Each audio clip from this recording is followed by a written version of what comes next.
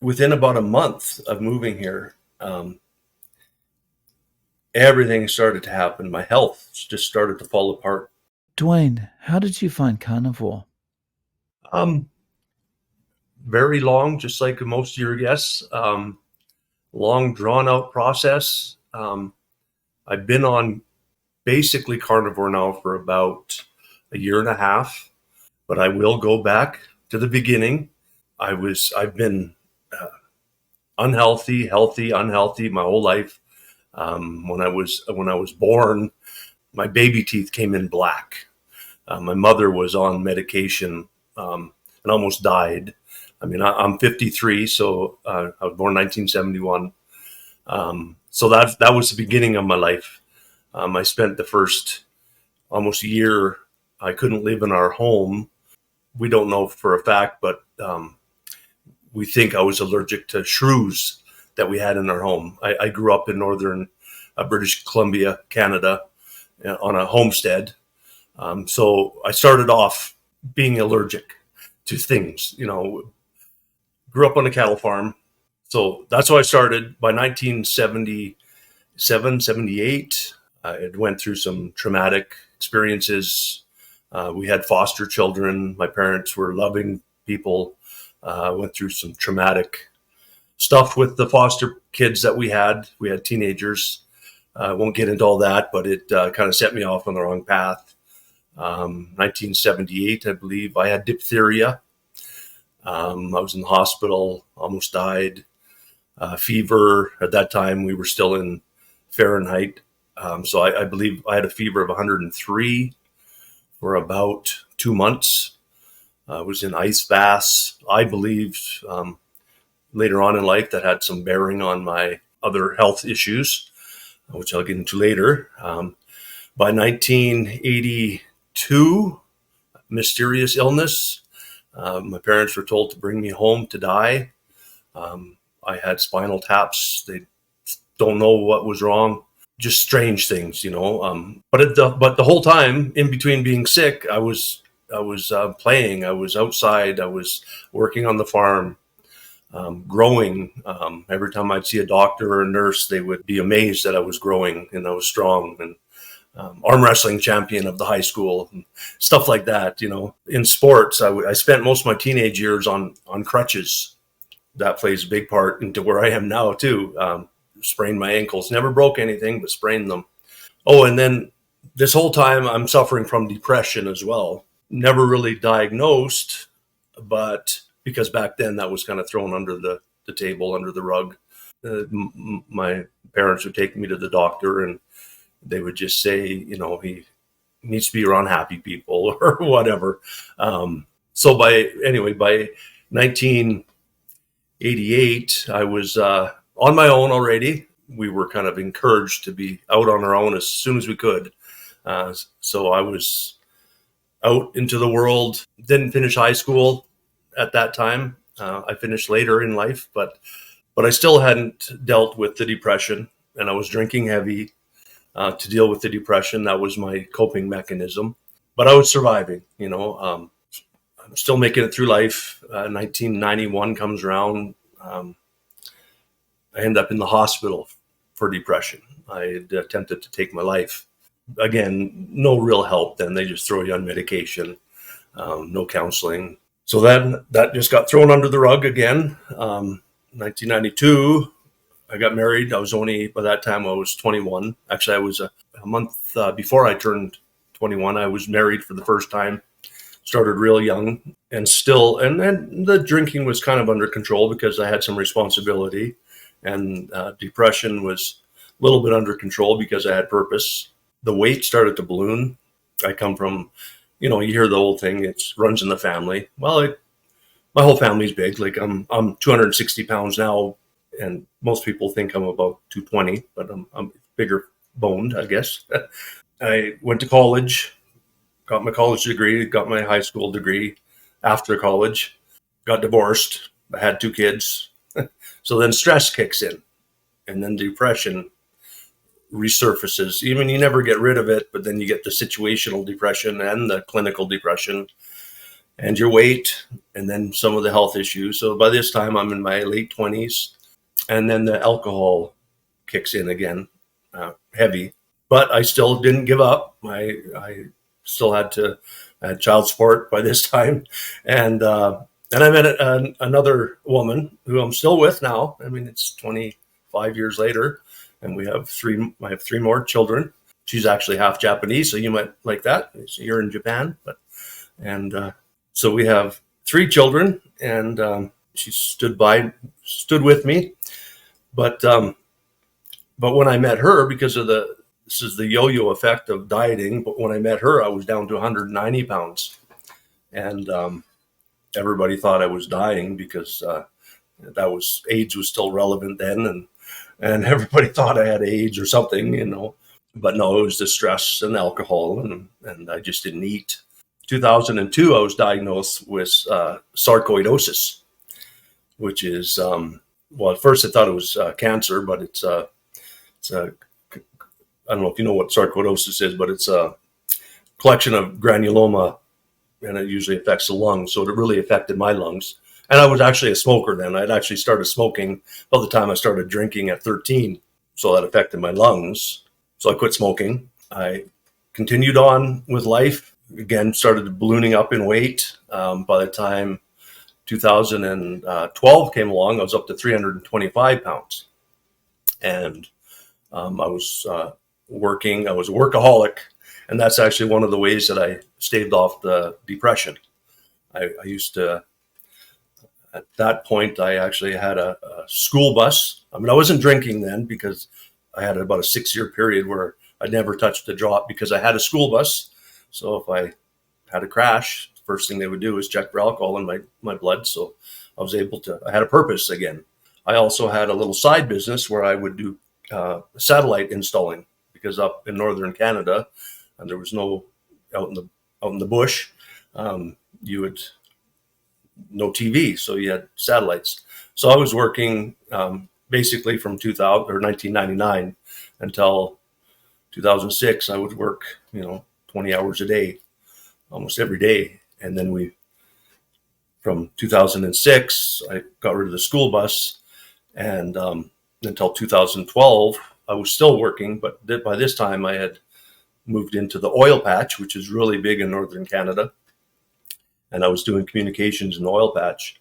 But I was having a real hard time climbing the ladders and even putting on my coveralls because I was 312 pounds. But I was still moving and I was still young enough. But my dad died in 2012. And that was kind of a wake-up call that, and he died, he was only 72. And he died of lung cancer. And he didn't smoke, but I realized, my blood pressure was out of control, and I have to do something. So I slowed down my drinking. By this time, I was back drinking because I stopped the school bus, and I went back to my old crutch because for whatever reason, an alcoholic always finds a way, and I went to the gym. I started going to the gym, and in 2 years, I dropped 85 pounds, and I went down from 325 to 240 pounds. But I also didn't know it at the time, but I was keto. I was a lot of chicken, and my go-to was chicken and asparagus, and that was what I can easily eat the same thing every day. And I've never been into sweets. Growing up with my mom was a great cook. She had restaurants and all sorts of stuff up the Alaska Highway. If you ever heard of the Alaska Highway, we had restaurants up and down there, and she would cook the best pastry, but that was just not for me. I lost all that weight, and then I decided I wanted to get closer. So by this time it's 2015, and I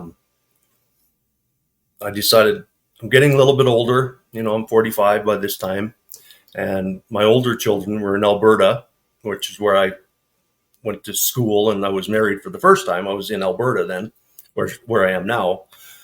And we thought, well, the oil patch is starting to slow down because it's a boom bust type business. So let's move to Alberta. And that's where my new wife, or my current wife's family is. So let's move to Alberta. So we moved to Alberta, and within about a month of moving here, everything started to happen. My health just started to fall apart. My breathing, I was actually selling RV trailers and a nurse was there looking to buy a trailer, and she noticed me breathing, and she said, "You don't sound very good." And I was still 240 pounds, so I was in really good shape. I was muscle, so I wasn't a big fat guy. And she said, "You should get that checked out." And I'm like, "Well, okay," but I didn't even notice it. And also within that week, I was having a hard time walking. Like my feet were hurting, my toes were hurting, my ankles. I tried to help my brother-in-law roof a house, and I couldn't walk on the angle, which was weird. I was so proud of myself because I was in such good shape. And then the economy was bad, so that job didn't last. And the next month, I was working at just a small retail store selling computers, and I was driving to work, and I went to shoulder check, and I shoulder checked, and the whole world started spinning. I had to pull over, and I was scared. I didn't know what was happening, and once the world stopped, I drove myself to emergency, and they didn't know what was wrong. So, um, anyways, so that started in the beginning of 2015, or the summer of 2015. Fast forward to in Canada, I actually watched one of your videos today of another Canadian girl um, who had a real hard time with the healthcare system in Canada. And I have had a horrible time. So from 2015 to 2017, I was able to see 3 specialists, and that's all I could see. It would take, you would get a referral, and then it would take 6 months to get a phone call, and then another 6 months to a year to see one. And then if they couldn't figure out what was wrong, then they would refer you to another one, and then it would be another year to see it. And you couldn't refer to, like, well, do you know anybody else? You were stuck with who they referred you to. So anyway, so now I can't work. So from 2015 to 2017, up until that time, I couldn't work because I couldn't do anything. I couldn't walk. I couldn't hardly breathe. I was put on, of course, corticosteroids for my lungs, which helped a little bit. I was put on painkillers because, I mean, all they call it was arthritis, which it was, but that was from my old ankle injuries when I was a teenager. But it all happened at once, so they couldn't figure out why it would happen at once. So finally, I found one doctor in Alberta, in Edmonton, who was able to do a proper CT scan. And what I had was called superior canal dehiscence syndrome, which is basically, it's a hole between my inner ear, the superior canal, and my brain. So they had to do, in 2018, in November, they did a middle cranial fossa, which is they had to take a big hole out of the side of my head and lift my brain up and then plug the hole between my inner ear and my brain. So that was wonderful. It worked. And it worked for about 9 months, 2015 until end of 2018. I've been sitting on a chair, drinking my face off, eating chips, and I'd gained all the way back up to 325 pounds. Feeling sorry for myself. And after my surgery, I was like, okay, I'm finally getting somewhere. I was able to go to work part-time, and I lasted 9 months. And then all my ankles were still not good. I was on modified work, I was so grateful that I found I was kind of a floor salesman at a kind of a hardware store. I was grateful that they put me on modified work, and it was part-time, minimum wage, but it was something. But I still hadn't had my mental health was not there. And then I started getting dizzy again. I was like, what is going on? Well, the mental health got too much, and I ended up back in a mental health hospital. That was March of 2020. And we know what happened March of 2020 in the world. So I went there, and I wanted to be there because I needed help. Just all the health issues. And I mean, there's other stuff I know I'm forgetting to even say. I ended up emergency. I was bleeding ulcers. I lost 1.5 liters of blood at some point in that time from the alcohol.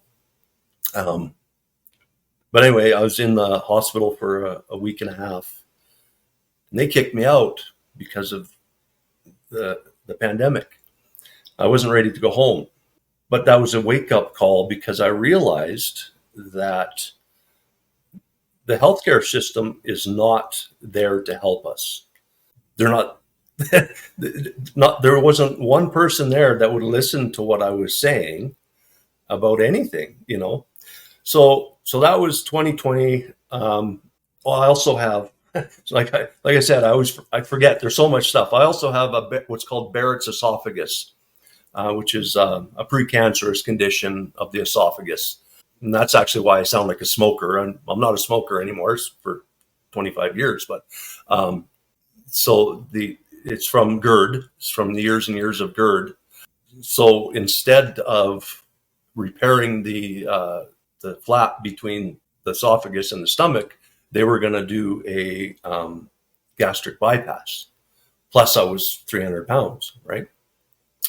So I started going through the process, and I was actually kind of excited because I was tired of being heavy, and I knew it would help my arthritis. And so I started going through the process, and the first process you have to do is talk to the nutritionist.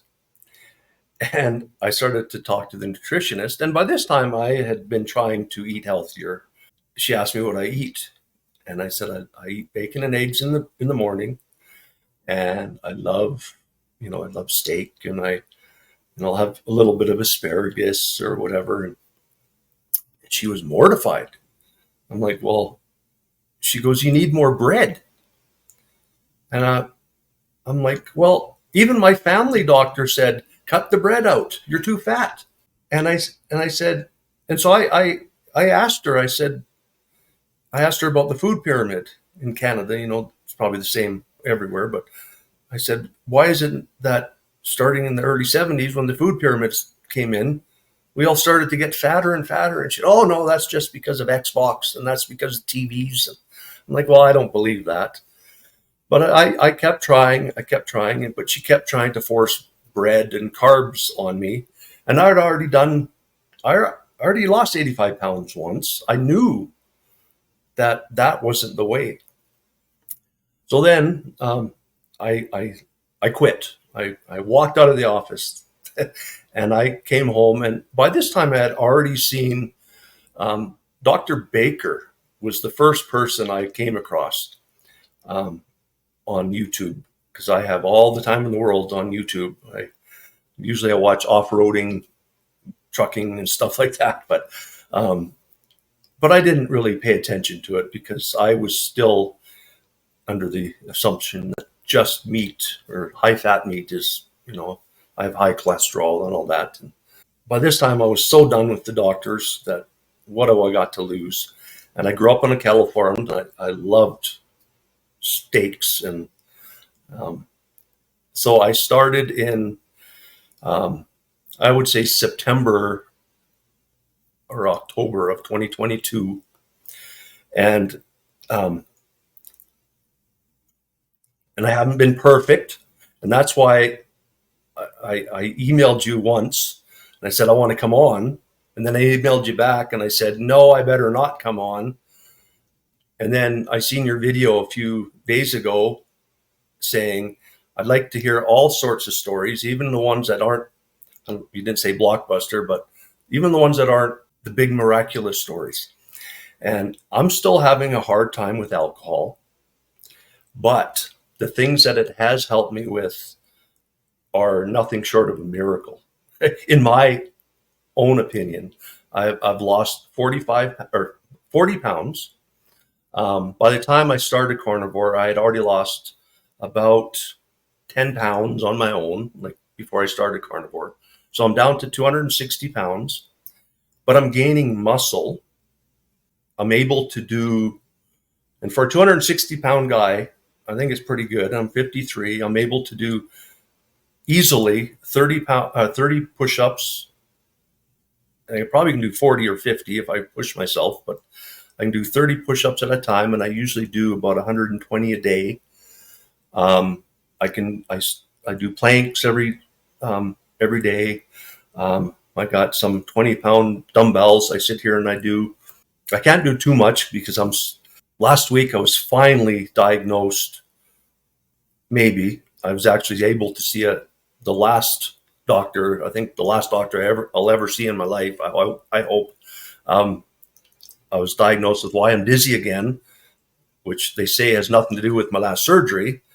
But it's called triple PD, so PPPD, and I got to read it because I just got diagnosed last week. And it's called persistent postural perceptual dizziness. And so basically, my brain thinks that it's doing something else, and it's probably because of how it was for all those years with the other issue. So, but my arthritis, when I moved into this apartment a year and a half ago, I couldn't move in myself. I had to have some family move in. I was walking with a cane. I couldn't do the stairs. We're on the second floor. I had to use the elevator. Now I can come up the stairs two at a time. I can go down straight. Before, if I did go down the stairs, I had to go down sideways because I couldn't bend my ankles. I'm up to walking. I can't push it too much because I get too far away and sometimes the dizziness really kicks in. But sometimes I get up to 10,000 steps a day, like on my step app. But most of the time it's between 5 to 10,000 steps a day. How is the sarcoidosis? I only have to take the inhalers once in a while. Like we have a lot of our summers here are forest fire ridden all the time. So I'll only take them sometimes in the summer.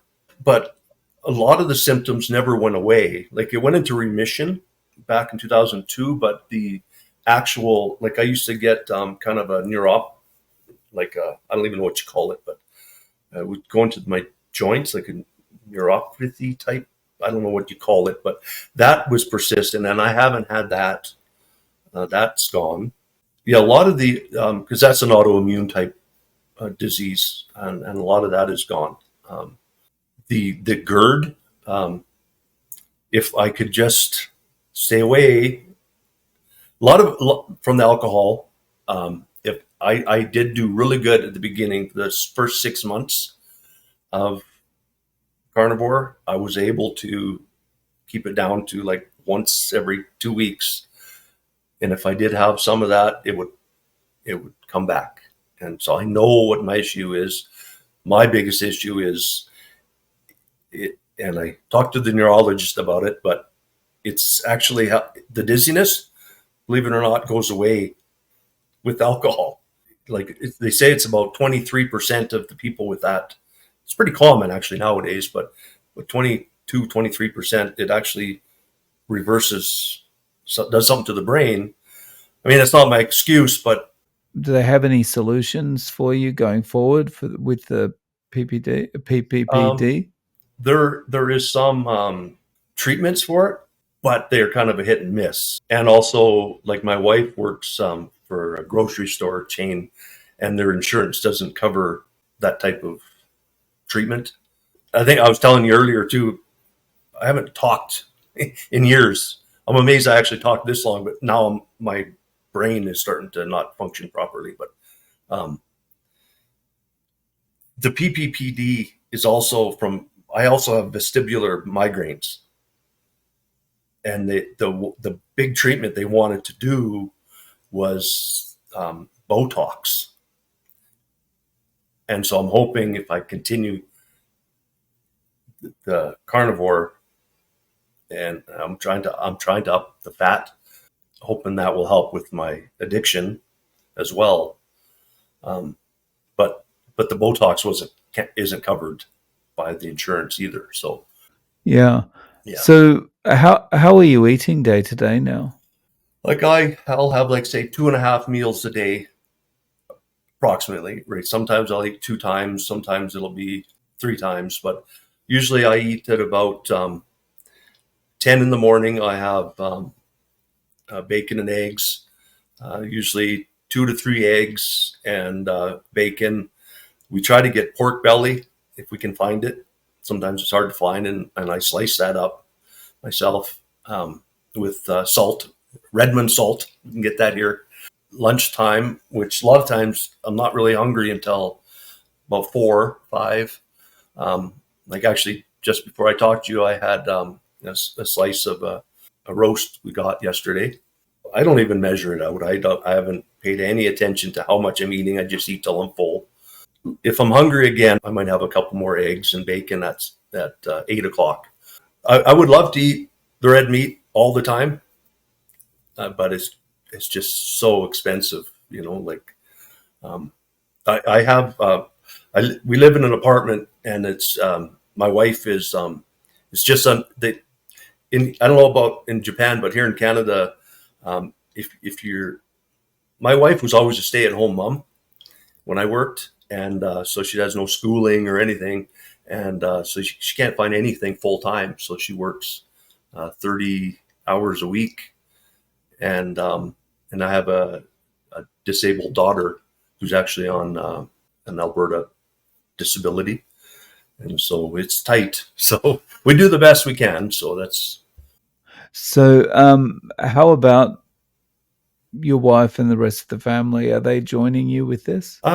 they they're trying. Actually, I live with my wife and 2 daughters. My other daughter works at the grocery store as well. The one daughter doesn't work, but and she's my oldest daughter. Um, she's noticed. She's actually cut the bread out now. Like she's a sugaraholic, but she's been trying. I've noticed, but she's the young people now. If you say too much to them, then they kind of push back and have more. Uh, but I've noticed when she goes and buys a chicken burger, she'll get it with just the lettuce wrap. Yesterday, when she got paid, she bought a package of steaks herself, and which is pretty amazing. And she feels good when she eats steak.